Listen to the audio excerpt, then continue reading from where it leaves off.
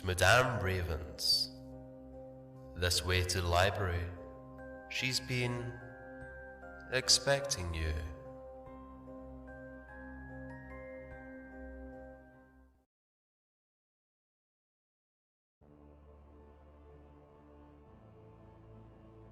The Urban Fae, The Kelpie Factor, Part 2. That was the signal for our charge. No need for horns or other rousing calls or sights. A blast of dragon fire set us to task. As the other officers and I reminded our folk, the sooner we are among the enemy, the less damage the beast will be able to focus on us. We must give the Quetzaldragon time to detect and attack its natural foe. It was still mostly dark, but a line of light appeared on the eastern horizon, and by the glow I spied a party, with each member dressed in white, that ascended towards the apex of the pyramid. I had too quickly closed my eyes, for the top of the structure opened and vomited forth intense rays that were immediately followed by a long, sinuous form that rose high into the air above, the pyramid of the sun. It rose and circled, and then encountered the other enormous form that had used its own aerial momentum to swerve its great body to rush towards it. We had indeed sprung the trap of the Quetzaldragon. Somehow Serpente had assumed we would have forgotten about it. Never. Maybe he just counted on her to overwhelm us on his behalf.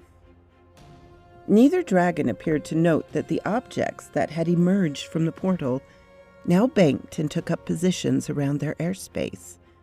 I had to return my focus back to the battle, so I missed the other initial aerial activities. We were unable to simply charge through the ranks ahead. I found myself engaged with a troll. It was of similar size but of different configuration than my old enemy, the bridge troll. This one was dressed in a leather kirtle and bore a large stone mace as she waded forward through the wall of flesh from both armies, focused intently on my chariot team. The bodies parted to either side as the behemoth approached. It didn't need to swing the mace to clear a path. I ran out on the draft pole and flung my javelins, not at the great form of the troll, but at the enemy fighters immediately in its path. The corpses didn't cause a trip or fall, but they brought a stumble, and the hideous face lowered to where I could get at it with my spear. I ran full speed and drove in the point until whatever stopped the blade stopped me with it. I let go and bashed my shield across the monster's ear as my momentum kept me hurtling forward.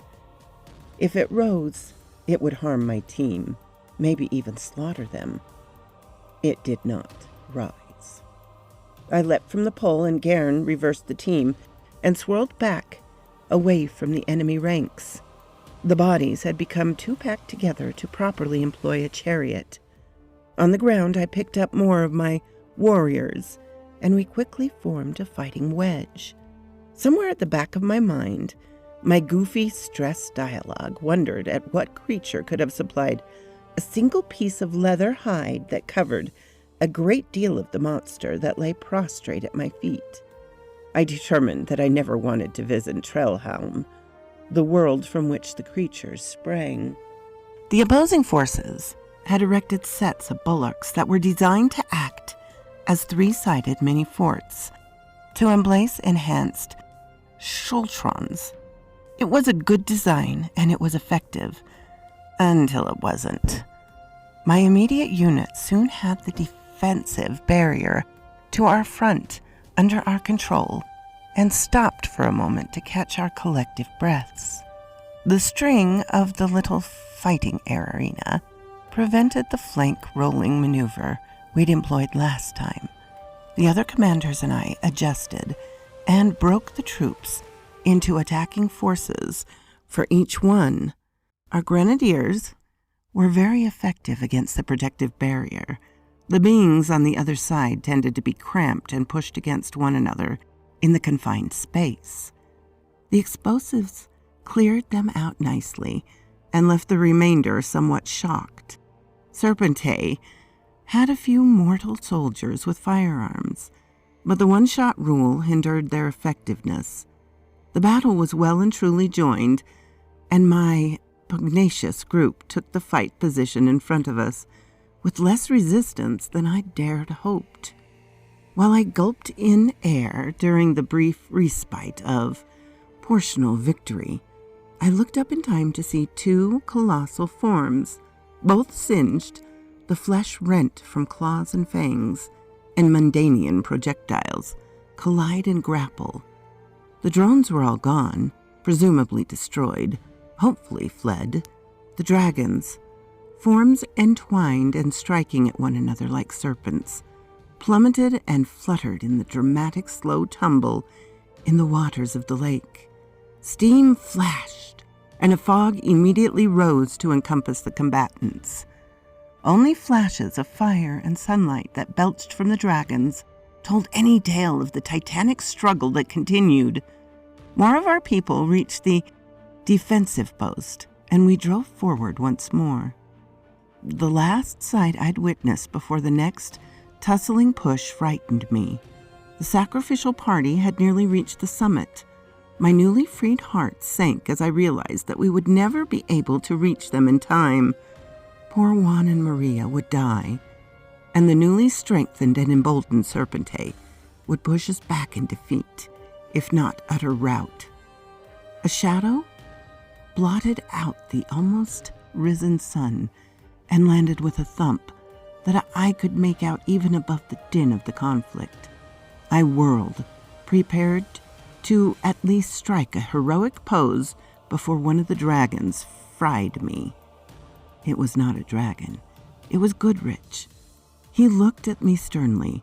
"Just this once, I will submit to giving you a boost, only to save the day and in honor of service I provided your parents.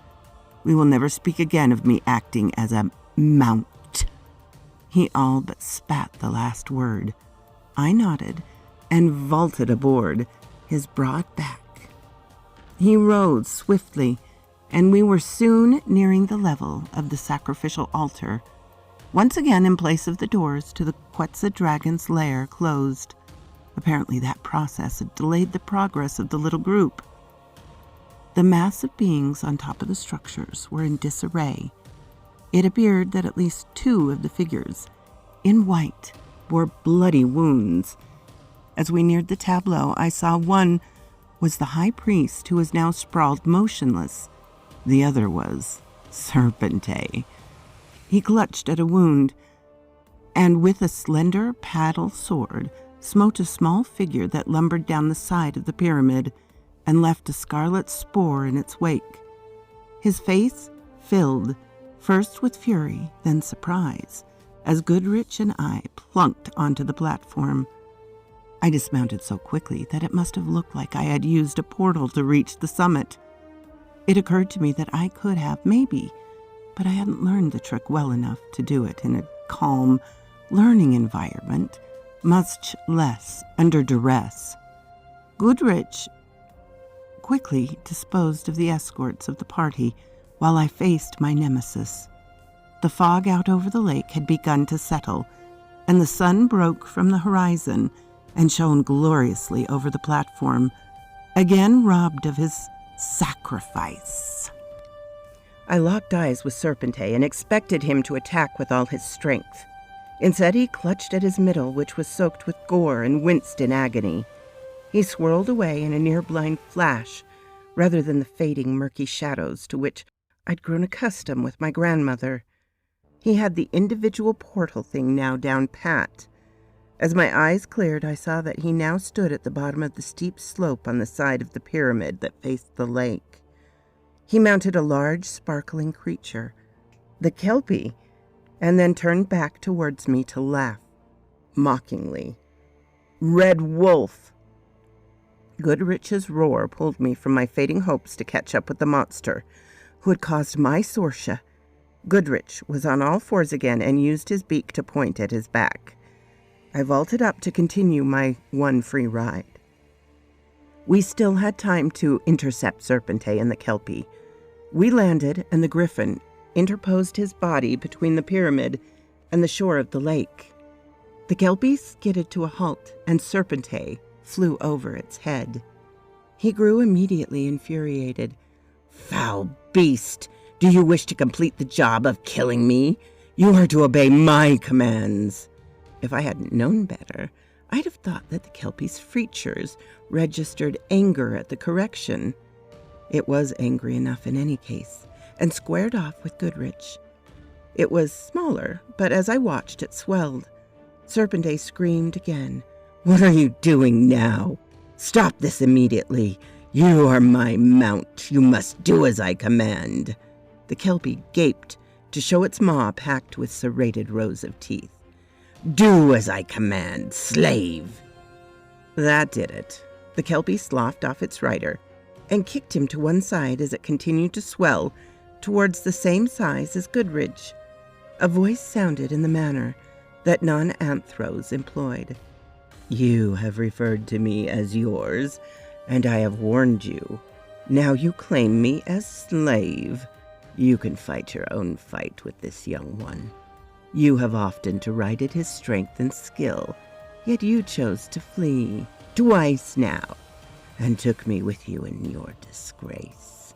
I leave you to your fate, and I will seek mine." And with that, he and Goodrich leapt at one another, and a titanic struggle between beings of air and water began. I had no time to watch. I had a feud to end, one way or another. Serpente faced me and stood straight, though it clearly pained him to do so. The Kelpie's kick had been fearsome, and its webbed foot included razor claws. Combined with the gunshot wound, he was considerably weakened and still bleeding. I could only hope that it would be enough. "You're too late, pup. The sacrifice was made. If not in the normal fashion, the Quetzaldragon will soon consume them on behalf of my father." He was up to his old tricks, stalling, seeking an advantage, trying to goad me into a foolish act with his ridiculous comic book dialogue.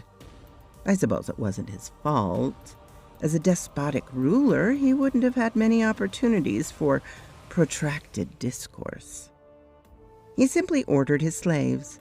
He failed to comprehend that I was no more a slave than was the Kelpie. I grinned. "That assumes that your Quetzaldragon can fend off your fire drake." He glanced out towards the bank of fog that only now had begun to dissipate and exposed the two large figures that still shifted and struck lethargically at one another in wounded exhaustion. I sidled towards the foot of the pyramid, since the struggle between the griffin and the Kelpie had rolled towards us, and I wanted nothing to interfere with our duel, or theirs. Out of necessity, my opponent shifted as well. "So, it was the tiny mortal woman, your intended sacrifice, who wounded you." I struck two with the verbal riposte. His face blanched as he rubbed at his abdomen. His role was to rule, and to use mortals, and he was offended that one of the weakest had caused him such harm. Still, he was a high Fae, and despite the origin of the wound, he would be able to heal and survive if I did not prevail. He smiled and hefted his sword. He held an obsidian dagger in his other hand, black and gleaming in the early morning sunlight. I displayed my wolf grin and lowered my brow to indicate my deep hatred of him. The other two combatants had rolled away once more, and their struggle was now no longer visible, nor clearly audible over the din from other events. Battles are loud. There was only Serpente and me glaring and positioning, preparing to engage. A duel is different than a battle. Serendipity played less of a role, and skill, strength, and determination ruled the outcome. He opened his mouth to utter some haughty insult, and I flung my broadsword at his lips as they parted. I did not wait to observe the results, but quickly drew my short blade. I already clutched the claw blade in my shield hand along with the grip of my target.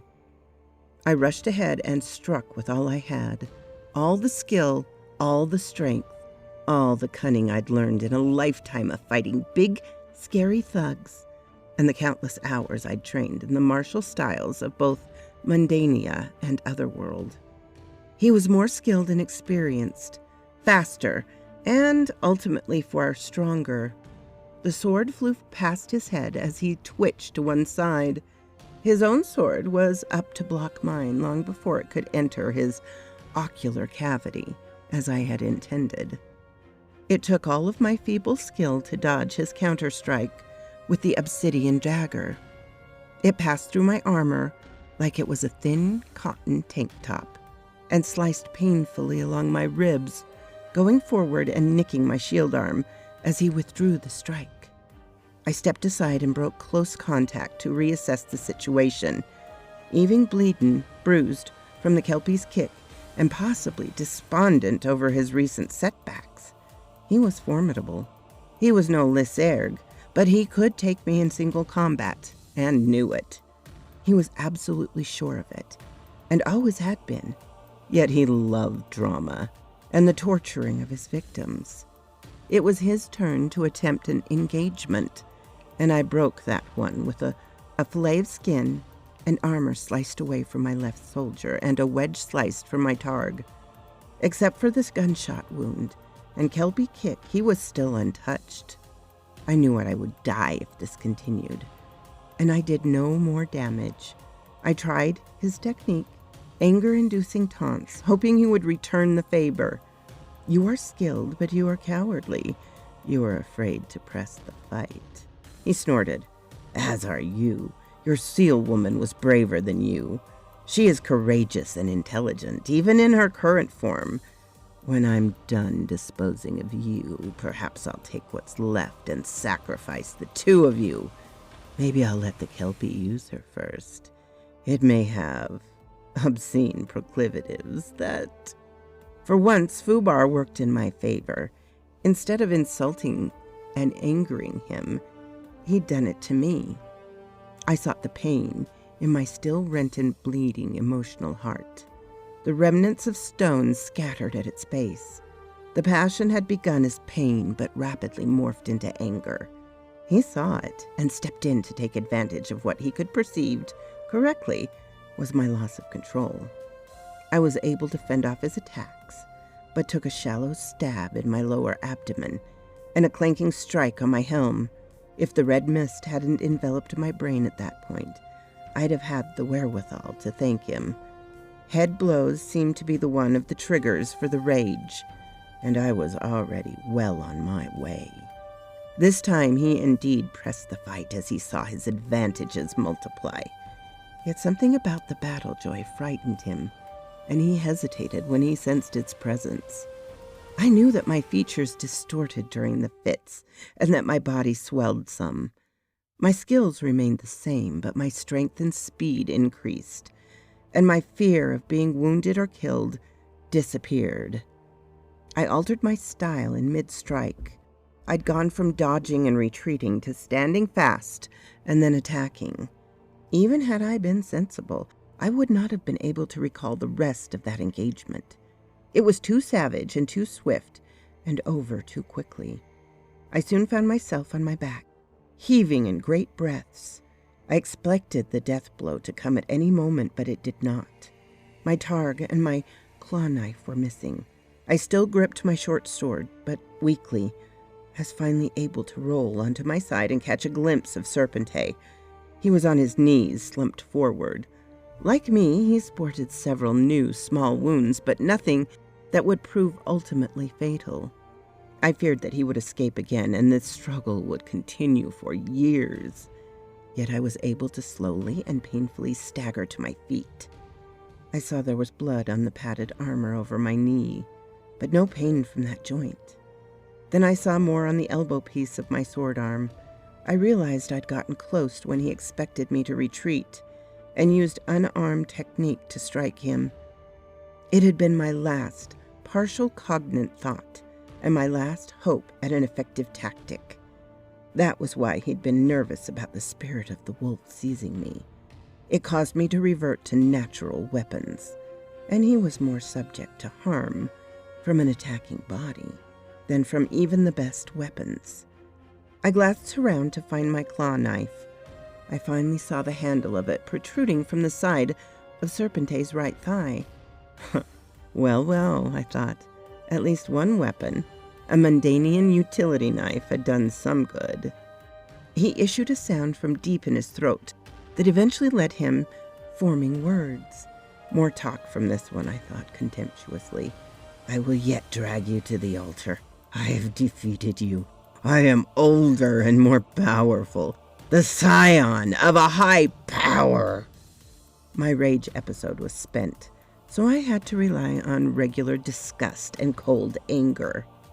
I didn't mock him and tell him to look up. This was no time for theatrics. I simply imagined my Sorsha, chained in humiliation and then burnt and dying. Ms. Molly shot down like a rabid dog, and Mr. G torn to pieces at the very moment we reconnected. My parents. I cut off his head. A short sword wasn't the best weapon for that, but I managed. Severing his head while I was barely strong enough to lift the blade required a few strikes. I ensured that the first cut smashed his cervical spine, though. No need to press my luck. Exhausted or not, dead foe or not, I had to get back to the main fight. I sheathed my blade and realized that my left wrist was swollen and had taken some damage. No armor now covered it. I tucked Serpente's melon in my hunting bag. I even removed some of his jewelry and draped it around the hilt of my clean broadsword to show proof of his demise. I turned to stumble my way around the corner of the pyramid. Fear rose in my now free heart as I approached. The sounds of conflict had faded, and there was no way to know the result. Who had triumphed, if that's what quiet meant? I looked out over the water towards the erstwhile fog bank. It had mostly rejoined the surface of the lake. Two enormous forms lay stretched in the shallows near the causeway.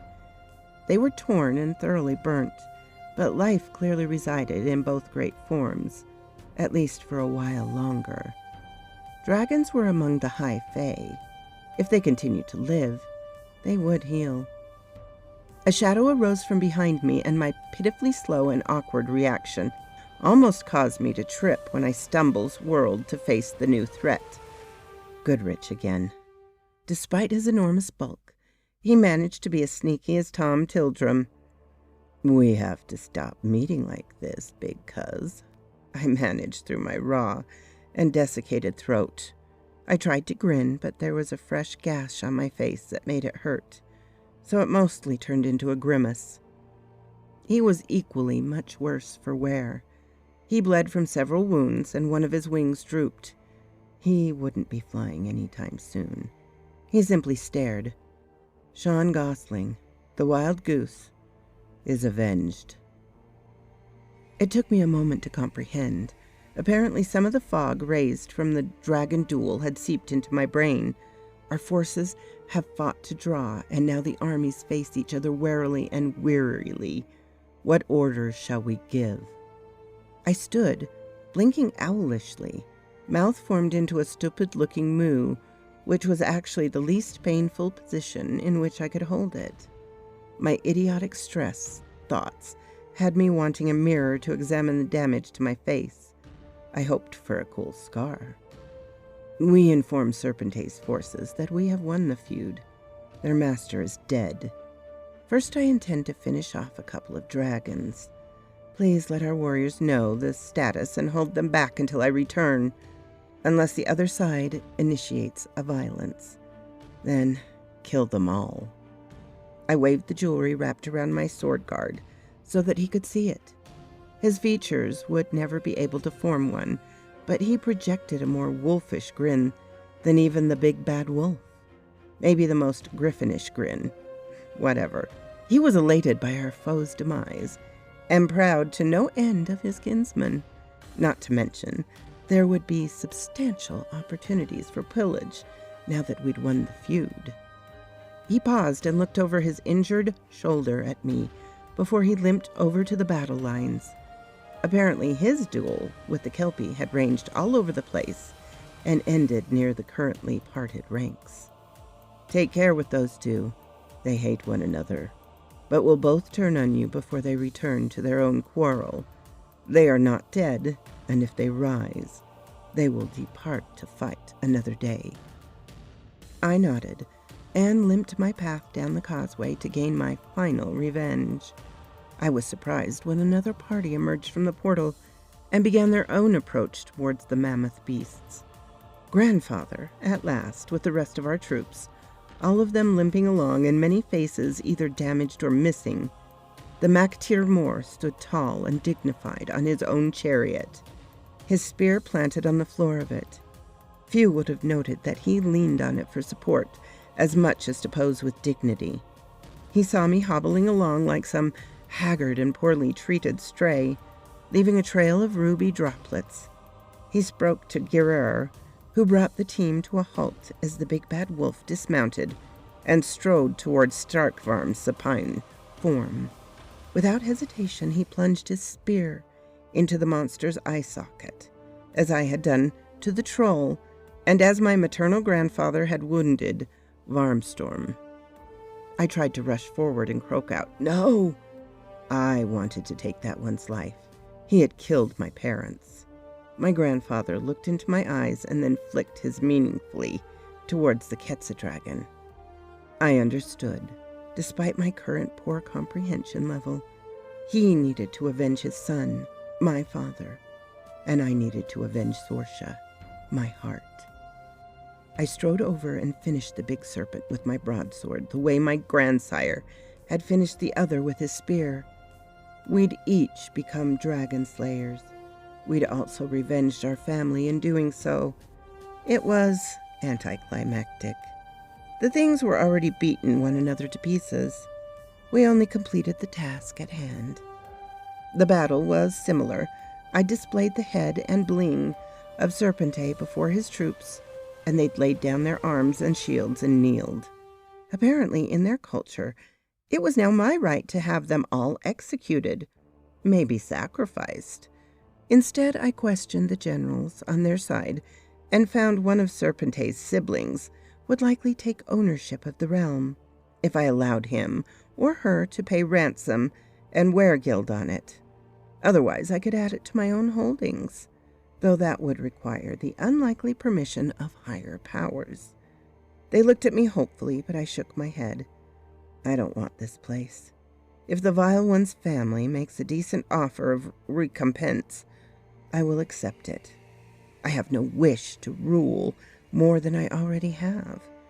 I've managed to win today, but it was a near thing. I never really considered what comes next. The generals looked around haplessly. My grandfather saved me from further embarrassment. The Maktir Dirg will accept the responsibilities he earned with regard to this realm. The higher powers will make a final disposition to determine final ownership, and in the meantime, he will rule, and he and his warriors will take whatever riches the realm has to offer, as is traditional for the victors who are forced to storm a keep. You are currently free beings. If you choose a new lord or lady, you will attend that liege regardless of where you reside. Woe to the conquered. He patted Rob on his unwounded shoulder with his one currently working hand. Unless the conquest is by a better chieftain. I smiled as I faced the rows of generals all grinning up at me. The deal included all of the residents of Serpente's realm, even the mortal serfs. I had no idea what to do with so many beings, or how I would ensure their common weal or housing or feeding. I needed to confer with the Maktir Moor. That would have to wait for a while until I received some medical treatment beyond several swigs of Osage Nabil, and after I'd slept for a few weeks. So quoth this raven. And have a wonderful weekend, my darlings.